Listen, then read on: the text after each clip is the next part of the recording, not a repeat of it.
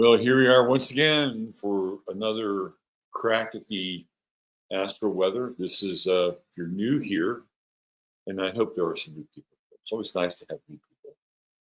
If you're new here, this is where we talk about the astrological weather. Every now and then there's a running commentary and chat on the actual physical weather out there. We sort of break it down. We break down what's up in the skies, your inner sky. Yeah, we're looking at the individual. We're looking at the collective vibe as well. And we have a nice little feature here at the end of the show called the Star of the Day. I have a very interesting star of the day. Changed my perception of a particular event which took place and became sort of legendary in many ways. So anyway, welcome. How is everyone, wherever you are? Wherever you are, it's morning or evening. Let's see, who do we have here? We have Julie Sunshine, 333. I've been able to sleep again for 3 days before I missed the live show. Okay, well, we'll be here for you. Feel you woke at 3:58 a.m. this morning. It's kind of nice because I'm getting some early morning work done. Good. Good. Kids are sleeping. Yeah, that was like Hemingway's routine, right? Hemingway was an insomniac, and he would stay up till about, I don't know, 6, 7 in the morning, and he would write. He would drink booze and write, and then he had kids, and he'd make them breakfast, and he'd get them off to school, and then he would go to sleep. Me, on the other hand, I was kind of on the other end of that equation, and I was up late, probably too late. The thunder reminds me of how delicious freshly caught and boiled crab is. I know, right? Really good. Here he is, DJ MC. What's going on, Miguel? Road trip 1981. Hello, darling. Liddy Lou. Had a fish feast on Sunday for Brother's 70th. Crab cakes. Liddy knows how to throw a party. That lady can throw down a spread right there. Jackie Delario. Oh, Catherine Rose is going on a boat fishing. Just picked up crabs for bait. How about that? What a timely thumbnail. I actually really like that thumbnail. I like that thumbnail. Some people think you just plug some shit in and you use AI and it just does whatever you want. It's not always true. There is some finessing that goes along with it. I had to kind of finesse that photo. I love that photo. Leanne on. Hey, Leanne, what's happening? Good to see you. Benito Diaz, buenos dias, Benito Diaz. Okay, here we go. All right, let's give our guy Steve a little love, and presence. Let's read this. Asking for prayers of strength and comfort my family as we enter the final stage of mother. Oh boy. I'm sorry, Steve. I'm so sorry. Mom just started morphine yesterday. My sister is here. Thankfully, it is so much to handle all at once. I'm heartbroken. We love you. We love you, brother. We love you, Steve. And you have done such wonderful, wonderful work with your mother ever since I've known you, which is going on 7 years now, at least, maybe more. But ever since I've known you, you've been nothing but an exemplar as a son and as a human, and have tended to her and your father's needs tirelessly every single day. And I never, ever heard you once ever complain about your role as their caretaker over an extended period of time. So your mother is blessed, absolutely blessed to have had you along the way. And same with your father. And now it's mano a mano. It's going to be you and him. And that's going to be a whole other journey in and of itself. So, yeah, a moment of silence for Steve's mom.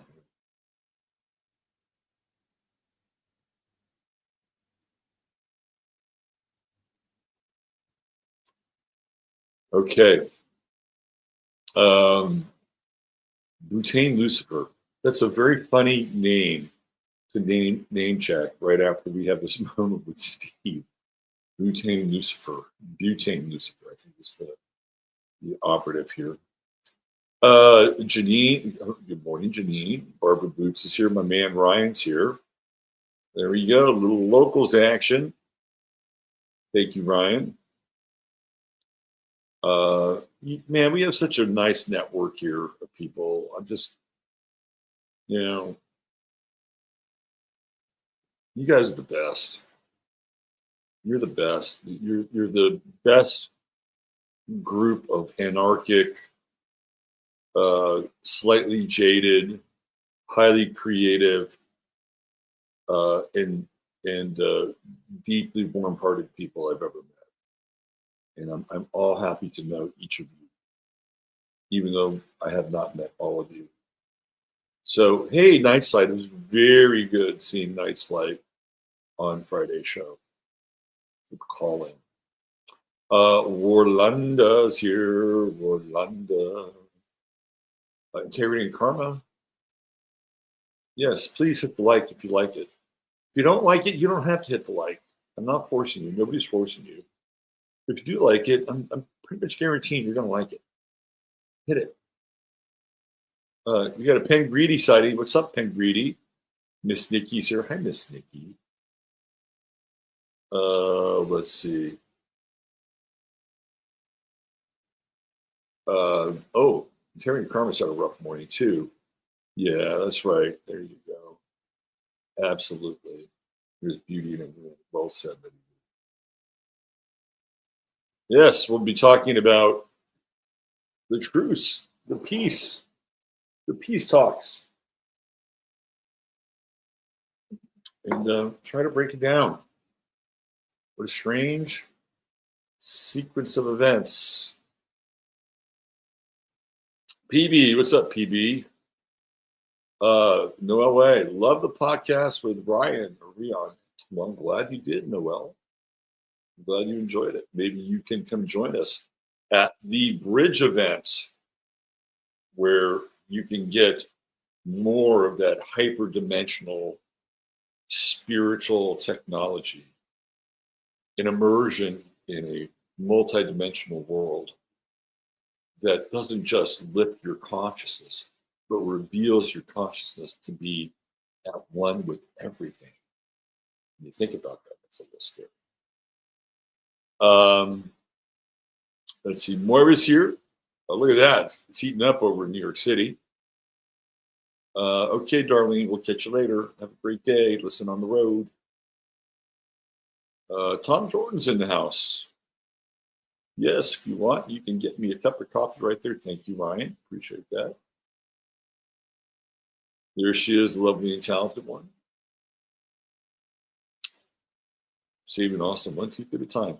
John Bernasconi. John sent me a great image of the orbital relationship between Venus and Earth and the sacred geometry that results of it. Thanks for that, John. It was a beautiful image.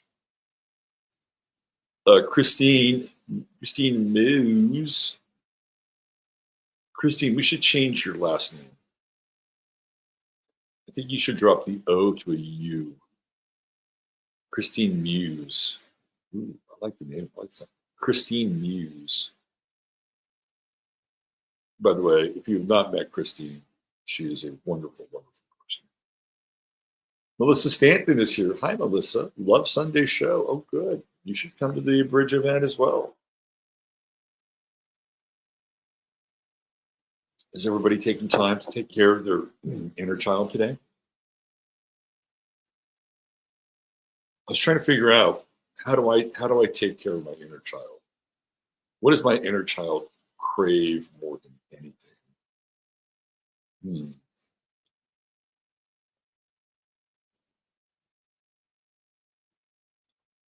Uh, my inner child. When I was a kid, I don't know, I was kind of a smartass. So my inner child indulges in being a bit of a smartass. I'm so, it's just true. Sorry. Let's see. We got a little Steve here. Um, Thank you all. We know what's what, and I feel a lot of energy from this great community, courageous souls, having to shift gears and find a perspective to accept this. You're gonna, Steve. You're gonna. It's not easy, but you will exhibit the strength and grace that you have throughout all of this, all the way through. No doubt. It's just who you are. We got a Rich J sighting. Good mewing, Joan. Breath to Israel. Breath to America. There you go. How about that? Garden Girl, thank you for turning me onto Alexette. I'm really enjoying this podcast. Well, you're welcome. I get emails all the time from them. Not personally. Kate the Gardener is here. Harriet Bowie. Hey. Yes, if you'd like to book a reading, the new website should be launching this week. I got a few finishing touches. Today's a website day. Stephen the Jupiterian's here. Magic Cat with an ICK. Green Eyed Crow with a ROW. Boudica Rising. Check it in from Windy, UK. Hello, Boudica. Good to see you. Kathy Steen is here. Hi, Kathy. South Dakota Kathy. Mr. Gray No More. Be sure to give us your thoughts on really pissed off Trump. Oh, I'll do it. It may not be what you think, but one of the things that I have striven for since this has gone on for basically 10 days. Israel fired the shots across the bow, again, theoretically on Friday the 13th, when it had its Mars return, also Trump's Mars return. So this has been, I guess, officially a 10-day war. And one of the things that I've strived to do throughout all of this was, and it's difficult, because we have opinions, right? We have opinions, we have perspectives, we have predilections, bias. So it's really difficult at times to disentangle from that. But if you know the astrology, and David was actually talking about this yesterday on Twitter, but if you know the astrology, and so what's happening now, I keep saying that we're dealing with the fog of war. And it's very, very difficult to understand what's really happening. And what are the true intentions behind the so-called players. And I've been on record saying that Iran has been a proxy state for a long period of time. And I would second that based on the last 10 days of activity. I'll get into more of that on 15. Let's see, who else do we have here? Robin Ray's checking in. Just a cozy little 100 degrees with about 90% humidity in Georgia.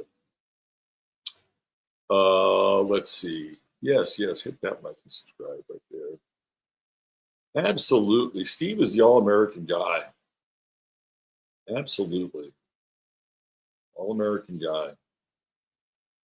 Oh, look at that. We got a heat wave breaking out. 100 in Boston. Hi, Laura E. Let's see.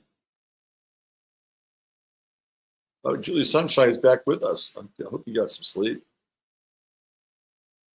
Oh, Inky's going on a road trip. Wow, that should be fun. Should make a movie. You need to do a documentary on Inky.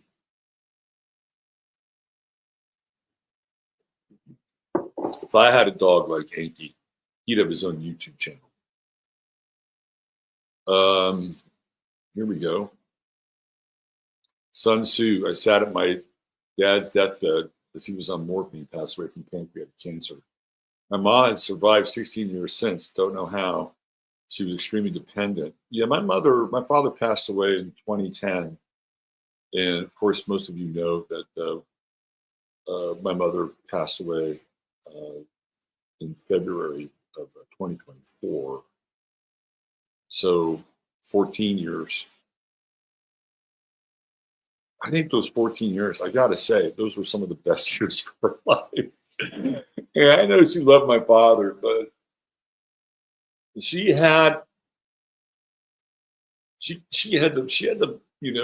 put a crimp on her lifestyle with my father around. My father was not a big church guy. My mother absolutely loved going to church.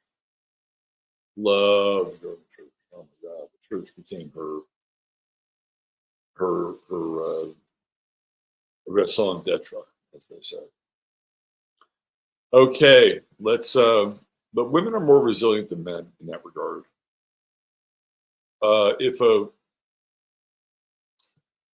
If the woman passes and the man survives, what's the stats on that? They give men about 2 years, I think. Yeah, women, however, live much longer. Okay, let me just. Every time I go to Astro.com, they're just trying to sell me something. Let's see. Let's do this. All right.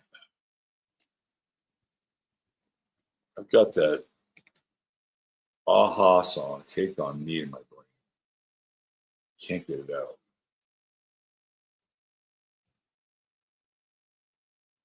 I mean, it's not a bad song. It could be worse. Please don't put any other earworms in my head. I'm not going to look at chat. I will not look at chat. I'm okay with that song being.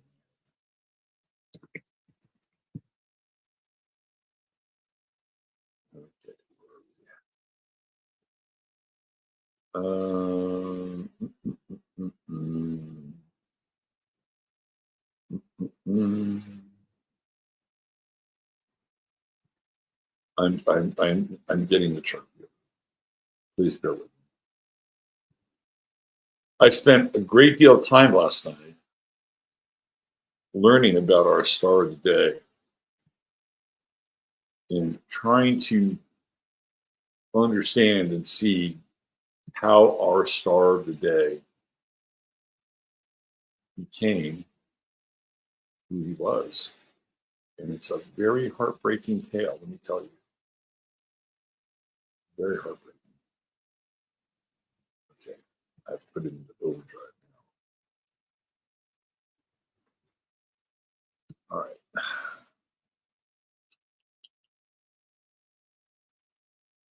We're almost there.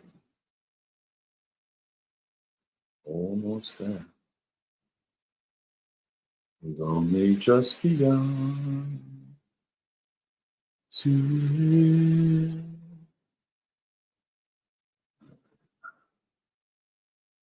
I have to admit, as a young man who's invested in rock and roll, couldn't stand the fucking Carpenters. Especially at AM radio, that's all you ever heard. All right. I've since, can you believe it? I've mellowed on the Carpenters over the years. It's kind of ironic. Okay, here we go. We are 3 degrees in. Sun, Cancer, Moon, balsamic. Oh, Kazemi, Sun, Jupiter. Look at that.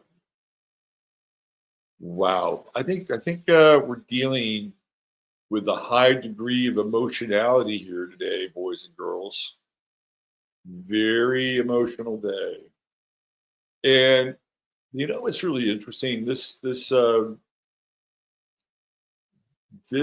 astrology, is very indicative and symbolic of Steve's relationship with his passing mother, because the moon is in Gemini and it's balsamic. And are we back at that again? Oh, fuck. What the fuck? StreamYard, I don't know, man. I don't know about StreamYard. I'm gonna have to maybe think of somebody else in terms of I can't stand this shit. Here I am about to launch into an elegiac meditation on the balsamic moon and Steve's mother, and you can't see the chart, and I know it's not your fault, and you're just helping me out. I get it. It's more StreamYard's fault. Anyway, there's the moon right there. There she is. That is the balsamic moon. And of course, what is the balsamic moon about? It's about letting go. Letting go. Now, luckily, thankfully, gracefully, it is in Gemini. So it's a mutable moon. Letting go is easier, right? But it's in that position. The moon is the mother. It's almost as if the heavens dialed this day up for Steve, right? And there is some of that just in general. But it's healing to let go, because we have that moon sextile to Chiron. And healing, letting go, surrender. It's an interesting concept, especially in the month of Cancer. When Cancers have that really hard, tough, armor-like shell. When you crack it, and they're all soft and delicious on the inside. But yeah, I mean, there's some metaphoric truth to that, right? And today's one of those days where letting go is advised. And with the moon in Gemini, you can slip into a different perspective and not be kind of nailed down. When the moon is balsamic and it's in a fixed sign, boy, that's tough. But today it's an immutable sign, and it has I'd say, fairly healing relationship with Chiron and Aries. So whatever you are staring down and having to let go of today, you can lean into it. We're almost at that new moon phase. We're almost there. That's what I'm trying. I want to launch my website. Sun, new moon, Jupiter, Cancer. I am in talks with bringing on another sponsor. This is not to displace Chris at all, but to bring some variety and some potentially amazing products to y'all, as they say in the South. And let's just say it aligns with the moon and Jupiter and the sun. We have, again, that square with Neptune. A lot of feeling going on. And some of the, Neptune isn't always your greatest augur for feelings. I mean, Twitter is just that you've got all these people that are doing victory laps with the whole Trump thing. See, I told you so. I told you so. Oh, and all you people who panicked. We know who you are now. You jumped ship. Your true colors were shown. We're never going to forget it. It's like, why? Why? Why do these people have to be so fucking divisive? Does that do us any good? And all you liberals. It's a byproduct of there being no real justice in the world. And so people will latch onto anything that gives them the sense that they had a win, right? People are desperate for wins, and they'll take it at other people's expense. And it doesn't matter if they're on the other side politically or even, MAGA adjacent. They don't really care. All they care about is putting the boot on you and basically saying, fuck you, you were a complainer, you thought there was going to be World War III. Nobody really has any grace or aplomb anymore. Nobody can sit down and say, like, and by the way, this isn't over with Iraq and Iran. I'm sorry, Iran, well, maybe Iraq, Iran and Israel. It's not over. But, some of these more ardent supporters and these MAGA jockeys could say, maybe your laments about going to war made a difference in how President Trump decided to create a ceasefire. We'll never know. And if that's true, I thank you for your vigilance. And I have always been steadfast and believed in our president. Like, what would be wrong with that? Nobody does that, though. Everybody's got to get over. Everybody's got to have a gotcha moment. Gotcha. Yeah, you want a real one. You're not a real one, as the kids would say. It's one of the problems with our world. There's no graceful exit strategy. None whatsoever. There is no graceful exit strategy. And I will say to those people who today, are standing metaphorically on the blazing Waymo, waving their MAGA flag, you may not want to celebrate too early. Just saying. And that's not me, trying to hedge my position. I'm pretty clear about this whole thing it's gone down. Right? Like, if you go back to Friday on the Friday forecast, how much did I really talk about what was not much at all? But there was a reason for that. There's a reason I had a call-in show. Because quite frankly, I didn't want to talk about it. I didn't want to get caught in the net of polarization. Because there are things that are happening that we have no clue, absolutely no clue. We might have a hint or two, but no clue as to what's really going on.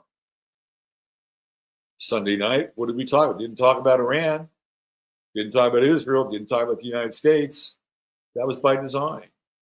And I could have taken the next hour out of that show and drilled down, but we didn't do it. There's a reason for that. It's not because I'm non-committal. I've had a few things to say over on Rumble, but even the things that I've said on Rumble have been fairly nuanced if you go back and listen to those shows.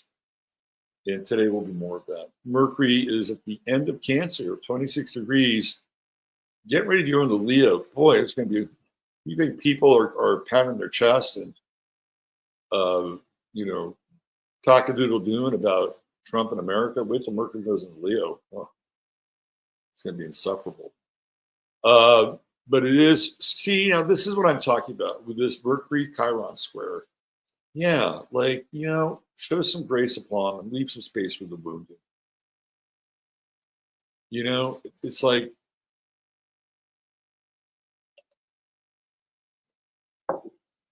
don't get too high on victory. That's all I'm saying. Don't get too high on victory. We have an overabundance of emotion. Sun, Jupiter, Neptune square. We're still waiting for Jupiter to kind of clear that. And maybe, just maybe, Jupiter at about 10 degrees, 11 degrees, gets out of this Jupiter-Saturn square we've had for well over a year now, which has been challenging economically. If you've saved, you've been in a good place with that Jupiter-Neptune square. However, if you have squandered money after um, frustrating vanity projects, like a vintage truck, you may look back and regret spending some of that money, which I have done on more than one occasion. But once we get Jupiter out of that square, we might have some relief for the housing market, because that's really what we need. You know, the Wall Street is zombified. It runs off of algorithms. The Fortune 100 will always make money, always. But the economic driver of the working class is the real estate market. And have you noticed that it is basically impacted? And if we want to be able to move out of this financial sort of loggerhead, then we need to have the real estate market move. The 4 houses in my street are still for sale. There's a kind of a McMansion development just south of the main part of town here. There's at least 10, 11 houses for sale. 5 or 6 on one street, and they're just not moving. This is clearly not 2020 or 2021 or 2022. We have the Yod. Keep your eye on this Yod. We're almost out of it with Neptune. We got about another degree with Mars right down here. We got another Yod going in the other direction with Pluto.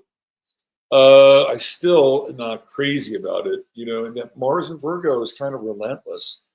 That's part of the poking. That's part of the Schadenfreude. Mars and Virgo. We were perfect. You weren't. Don't get too don't get too high on the victory laps. That's all I'm saying. With that Yod, I don't think it's a reasonable thing. We're not out of the woods yet. We are not out of the woods. And coming back in the other direction with Yod with Pluto, Jupiter just moved in there. Mars just moved in there. I think that Yod is actually kind of interesting. I think it's kind of interesting. Sort of reveals things. And this has kind of been a time of revelation. The Ted Cruz interview was absolutely revelatory. He got so exposed. Absolutely, utterly exposed. Venus is in an interesting position. It's not doing a whole lot. We have these minor aspects here, right? The semi-sextiles.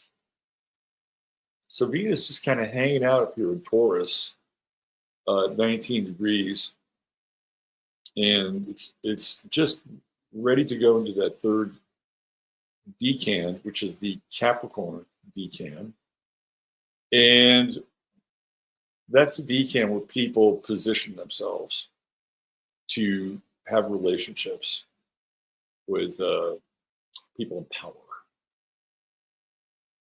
So if you happen to have some kind of status or some position, get ready for some serious ass kissing on the part of other people. I could totally see that. Speaking of decans, the true node right here is getting ready to move into, it's backwards, right? So it starts essentially in Scorpio, and now it's getting ready to move into Cancer. So we're having a nodal phase shift into the Cancerian decan during the month of Cancer. That'll be interesting. I wonder if Trump would have a better parade now that we've officially conquered Iran. That parade was a little lame. Okay. Speaking of heartbreaking, our star of the day. When I dove into this last night, it was It was some rough sledding, actually, I have to say. So today's star of the day, brought to you by True Hemp Science, is Charles Whitman. I look at that picture and it's heartbreaking. And I'll get into why in a second. So True Hemp Science is your one-stop shop for all things CBD. We have a little Solara here. You can go to truehempscience.com, check out all their fine offerings. One of my more adventurous clients decided that he was going to add drops of CBD with drops of MSM so that the MSM could be a more intense carrier for the CBD. I got to tip my cap to him. It's kind of ingenious. And let's just say, according to him, the results were noteworthy. Now, I'm not recommending you do this at home, but he was very into it.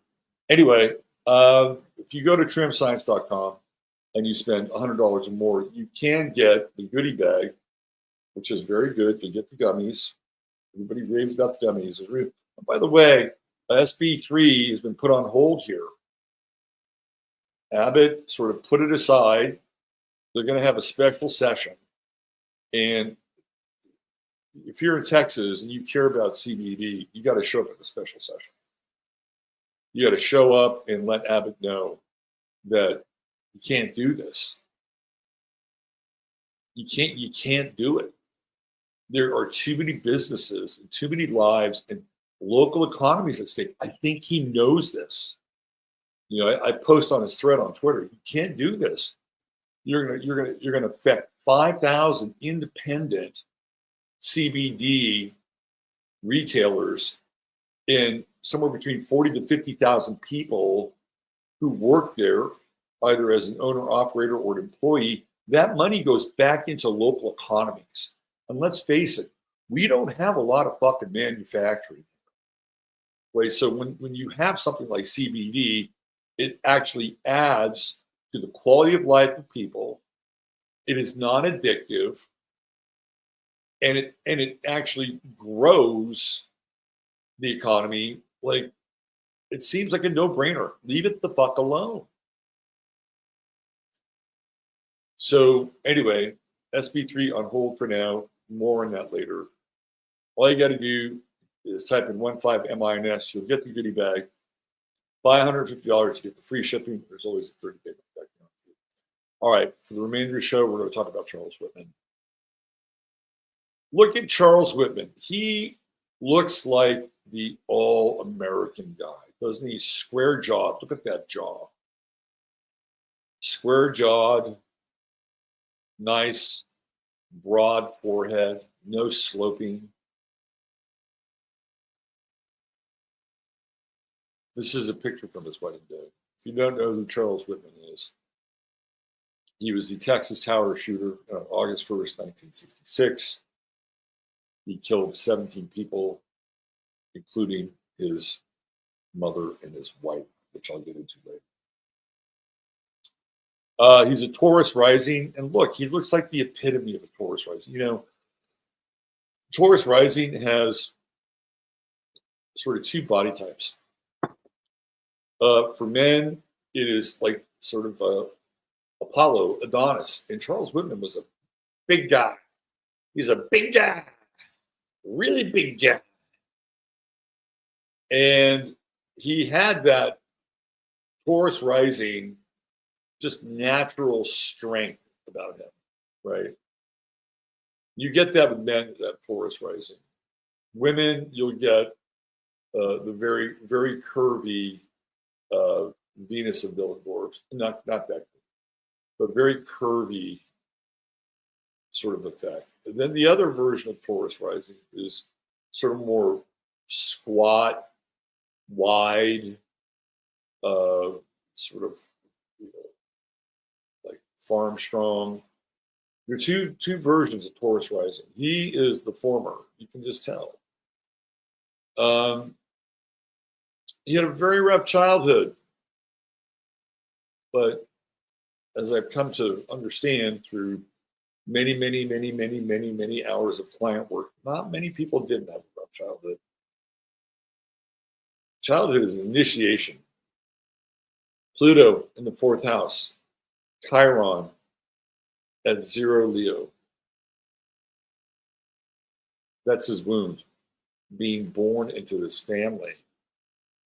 And his father was a very stern taskmaster.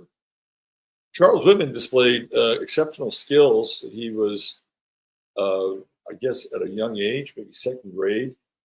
His IQ was 136.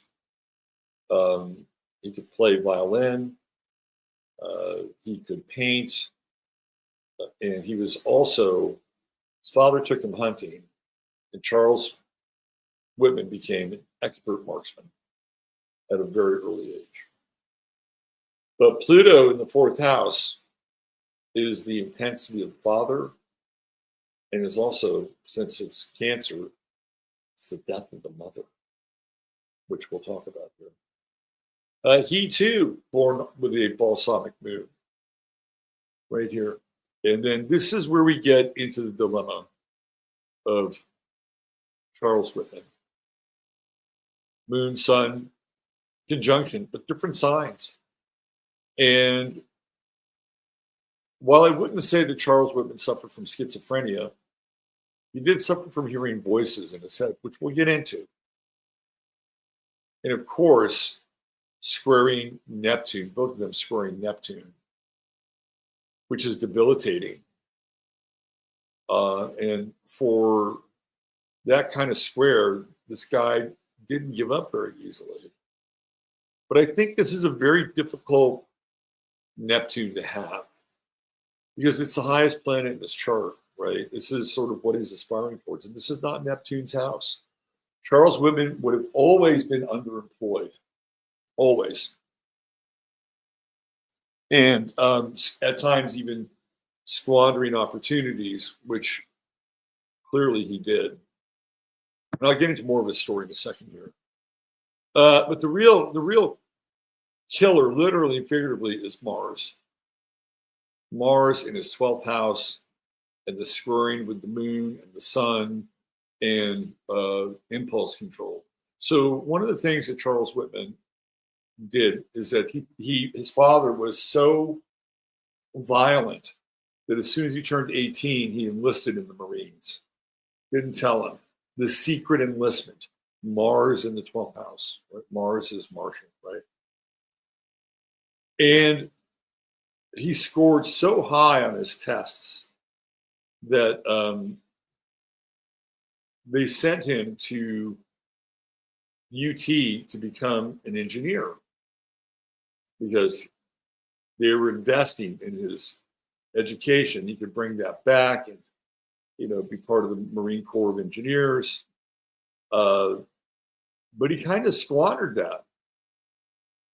Charles was a little bit of a reprobate. And hence we have that Mars-Neptune opposition, the Moon-Sun conjunction, and the square to Neptune. And when he was in the Marines, he was also a certified marksman, right?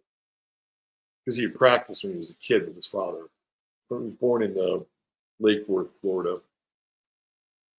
And he goes to UT. His grades aren't great because he's partying and he's gambling. And not only is he gambling, he's kind of leading this gambling circuit. And he is lending money to guys who are losing money in these poker matches or whatever they're doing. And he's lending them money with interest. So he was busted for usury, believe it or not. And then back in the day when UT was kind of a lot more rural, there would be deer sort of nearby. And you can't shoot deer during the day here. It's called poaching. They're in your backyard, to get a huge fine for it. And he and his buddies did that. Poached a deer, cooked it up, and he got in big trouble. $100 fine. And eventually, the Marine Corps looks at his not so stellar grades Again, this is a guy that's pretty intelligent. They pull him back, but before they pull him back, he gets married. He gets married, and dutiful wife, right? Very dutiful wife. He's got that Mercury Venus conjunction, and he's got Mercury retrograde, but nonetheless, he does better with companionship, partnership. And then Jupiter in the second house, you can almost bring Uranus in there. To me, that's where the gambling comes up. He wasn't a total reprobate, but he was, he was sowing his wild oats. Probably should have done it without going into the Marines, but in his mind, he had no recourse. So unfortunately, Charles Whitman had real issues. And one day his father got very violent with his mother, and he went to Florida and moved her. This is after he got discharged from the Marines. He's still going to UT. He's working as a bank teller, and he moves his mother and a brother out to Austin. And she gets a job working at a cafeteria. He's still going to school, and his wife is working as an operator, right? So theoretically, all things are good in the Whitman world, but they're not, because Charles Whitman starts to have these insane headaches, and he starts to hear voices, and the voices are telling him to do things that he does not want to do. And he goes to psychiatrists. They give him some Valium. I think one of them gave him a prescription for methamphetamine, thinking that might help because he had headaches all the time. And taking the methamphetamine would open up the vascularity in the brain, right? So they're thinking, well, this will help. Well, it doesn't help. And he keeps going to these psychiatrists, and they kind of slough him off. And he starts to plan the murder of his mother and his wife, and going up to that tower and picking people off. And what's interesting is that he writes a suicide note. And he wrote notes for his mother and his wife, and he loved his mother and he loved his wife. He said, I couldn't have asked for a better wife. And the reason he killed them is because he did not want them to live with the shame that he was about to commit. And he planned all of this out. And he went up to that tower and he started picking people off. Killed 3 people on his way to the top of the tower. Killing his mother and his wife. That's 5. He wound up shooting 10 more and injuring other before 2 Austin police officers killed him. But he wrote a note. And his suicide note is, please take my body, particularly my brain, and use it for science to see if you could find some reason as to why I am suffering. This was kind of a big deal. And when you look at his transits, some very interesting things come up with his transits. Look where Chiron is. It's right on his Mars. Now remember, Mars rules the head. Doesn't matter what sign it's in, it rules the head. And he has this Chiron-Saturn conjunction on his Mars. And we know that Mars squares his moon-sun, and the impulse control is challenged in general. But it's challenged even more here with this. So he has a wounded Mars and literally a wounded head, because Mars is also connected to the head. Even in this case, if it's in Pisces and it rules the feet and it's in the 12th house, nonetheless. And we have this Mars-Neptune opposition. He cannot think clearly. And he's almost here with his lunar return, even though it's August. Oh, this should be August 1st. Let me make a quick change to that. My bad. I did this late at night. It's not the Mars, the Chiron thing is not going to be that much different. Just give me 1 second. But I have to be precise. And then before we go, I'm going to show you why Charles Whitman did what he did. I'll show you why. It's heartbreaking. Absolutely, utterly heartbreaking. Okay, so we have that. Symmetry chart. Let's do this.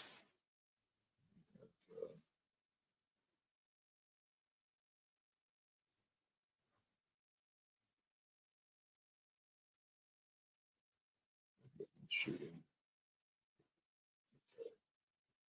Let's do this real quick. And then we're come towards the end of the show. But hang in there, and you'll see why. You'll see why this guy did what he did. Okay.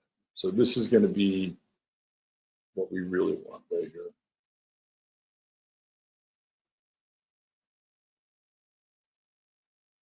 Go away. Go away.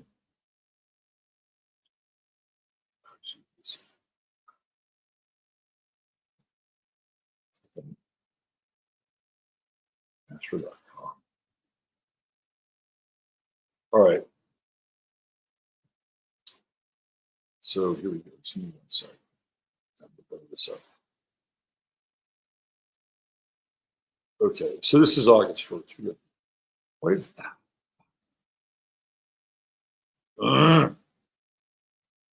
It's not the right day. It should be August fucking 1st. Pardon my language. Why did it say 11? I don't know why it says 11. One more time.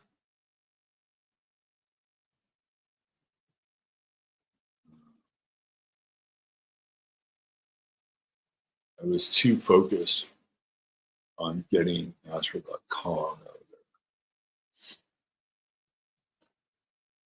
there. All right. Jesus. It wouldn't look okay. I'm not going to tell you why that didn't work. But there's a reason for it. It's not my fault.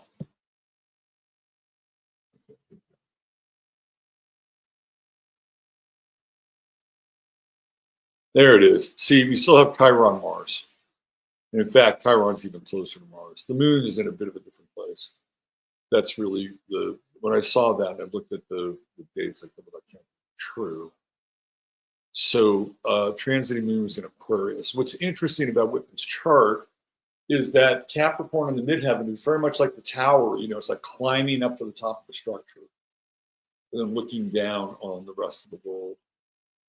And he also had a Neptune-Saturn opposition going on during this time. But this is really what you want to pay attention to.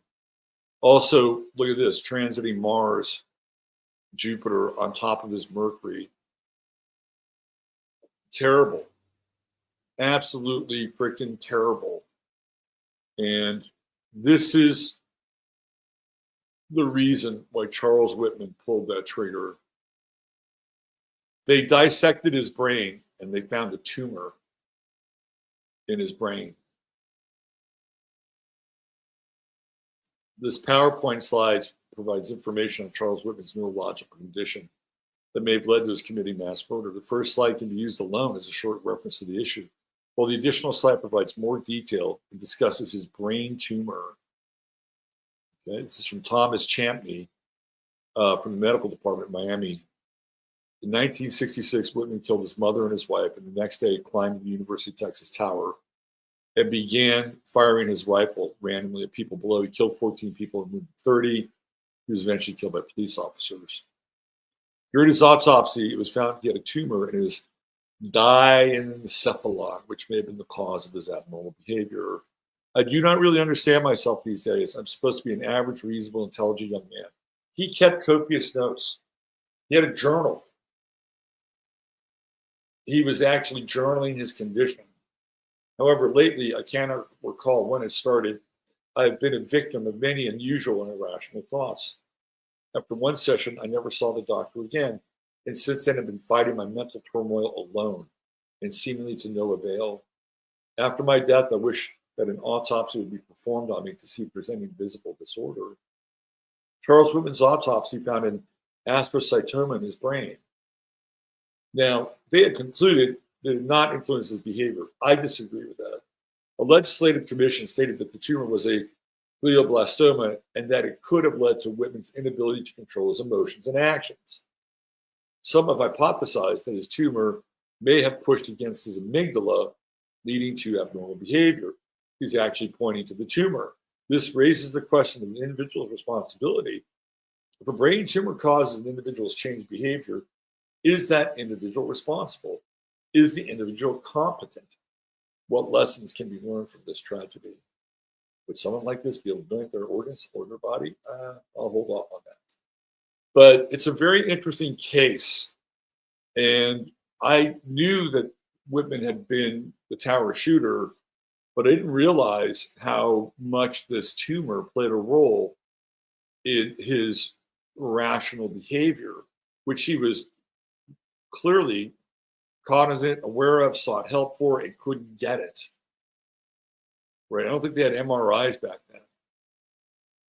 And it's a terrible story.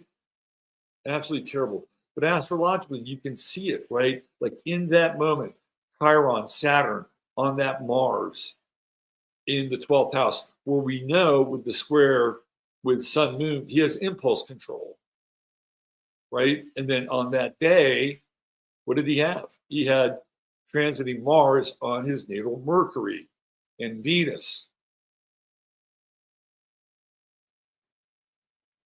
Charles Whitman and those people were a victim to the absolute neurological tragedy happening between his ears. It's very bizarre. Very, very bizarre. Anyway, if you're still here, thanks for being here. And I hope you did enjoy today's show. Let me just show you the, can I get this up here? You guys see it? Where is it? Charles Whitman. Yeah, this was the PowerPoint presentation. Let's bring it back here for a second, just so you see it. There it is. This is what I was talking about. There he is. Look at Taurus rising. Strapping young man.